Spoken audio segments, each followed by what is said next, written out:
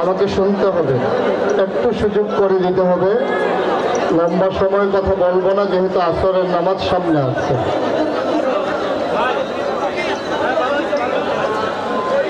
ইনকলাব মঞ্চ কর্তৃক আয়োজিত ভারতীয় নদী আগ্রাসন, পানি আগ্রাসনের বিরুদ্ধে আয়োজিত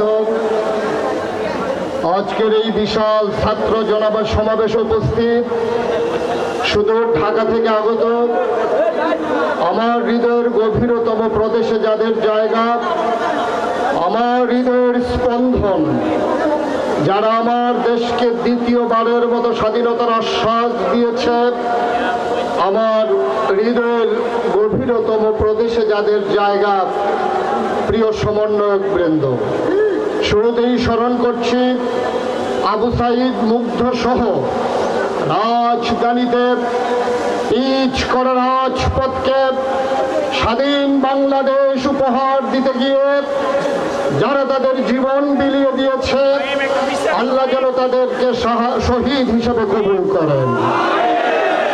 আজও যারা বৈষম্য বিরোধী ছাত্র আন্দোলনের ব্যানারে বিশাল আন্দোলন করতে গিয়ে চোখ দিয়েছে, হাত দিয়েছে, পা দিয়েছে, তাদের সুস্থতা কামনা করছি।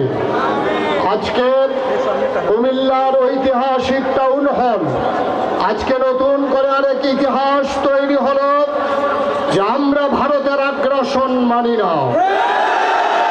ছাত্র জনতা নতুন করে প্রমাণ করে দিল আগ্রাসনকে ঠেকাতে গিয়ে যেমন করে আবু সাইদ বাংলার পুলিশের সামনে তার বুক চিতিয়ে দাঁড়িয়েছিল, ওই ভারতের আগ্রাসনের বিরুদ্ধে দাঁড়াতে গিয়ে যদি বিএসএফ এর সামনে বুক পেতে দিতে হয়, বাংলার জনতা বুক পেতে দিতে রাজি আছেন।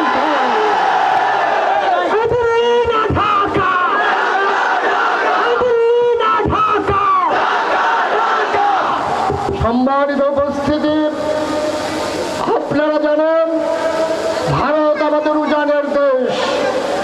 সব সময় একটা কথা বলা হয়, ইচ্ছে করলেই প্রতিবেশী বদলানো যায় না, এটা আমরাও জানি।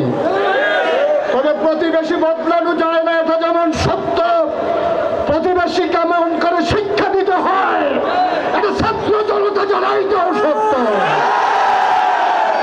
আমরা বৈষম্য বিরোধী ছাত্র আন্দোলনের বিজয়ের পরে খোদ এই কুমিল্লা শহরের রাজধানীতে, এই কুমিল্লা সিটি কর্পোরেশনের আওতায় যতগুলো মন্দির ছিল, আমার মাদ্রাসার ছাত্ররা, আমার স্কুল কলেজের ছাত্ররা সেদিন মন্দিরগুলো পাহারা দিয়ে দেখিয়ে দিয়েছিল কেমন করে যারা সংখ্যালঘু, যারা এই দেশের ভিতরে বাস করে, তাদের নিরাপত্তা কেমন করে বিধান করা লাগে, মুসলমান সেদিন প্রমাণ দিয়েছিল। গো হত্যার অপরাধের নামে যেমন করে ভারতে একজন মুসলমানের উপরে আঘাত হলে সমস্ত মুসলমানের উপরে আঘাত করা হয়, বাংলাদেশে এই সূত্রে বিশ্বাসী না। আমরা বিশ্বাস করি সংখ্যালঘু সংখ্যাগরিষ্ঠ, এই সূত্রে আমরা বিশ্বাসী না। আমি বাংলাদেশের হিন্দু সম্প্রদায়ের মানুষকে বলতে চাই, এই বাংলাদেশে যারা বাস করে সে হিন্দু, বৌদ্ধ, খ্রিস্টান তার মূল পরিচয় নয়, তার আসল পরিচয় হলো সে বাংলাদেশী। আফসোসের সাথে আমরা লক্ষ্য করি যখন সে হিন্দুয়ানা মতবাদ দিয়ে আসে, যখন সে আওয়ামী প্রেতাত্মার রূপ ধরে আসে, তখন যখন তার উপরে আঘাত আসে, তখন সেখানে সংখ্যালঘুর একটা ধোয়া তোলা হয়। তাকে আমরা সংখ্যালঘু হিসেবে চিহ্নিত করতে চাই না। বাংলাদেশে হিন্দু হোক মুসলমান হোক, সে যখন ছাত্রের গা বুলেট ছুড়ে দেয়, সে তখন আর উপর সংখ্যালঘু থাকে না, সে হয়ে যায় ঘাতক। বাংলাদেশে হিন্দুর জায়গা আছে, কোন ঘাতকের জায়গা নয়।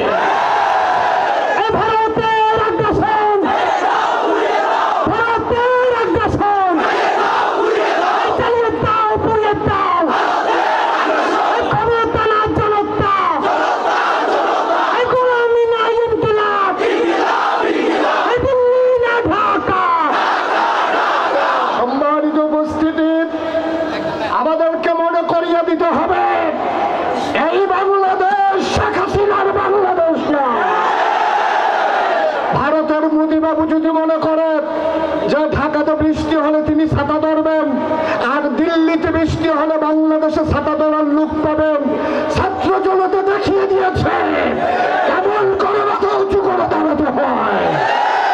সুতরাং মনে রাখবেন, এই বাংলাদেশ আগের বাংলাদেশ নয়। গোটা বিশ্ব আজকে দেখেছে এক নতুন বাংলাদেশ। নতুন বাংলাদেশের জনতা তারা ভয় মানে না, তারা জীবন দিতে জানে, প্রেম কুরবানি দিতে জানে না।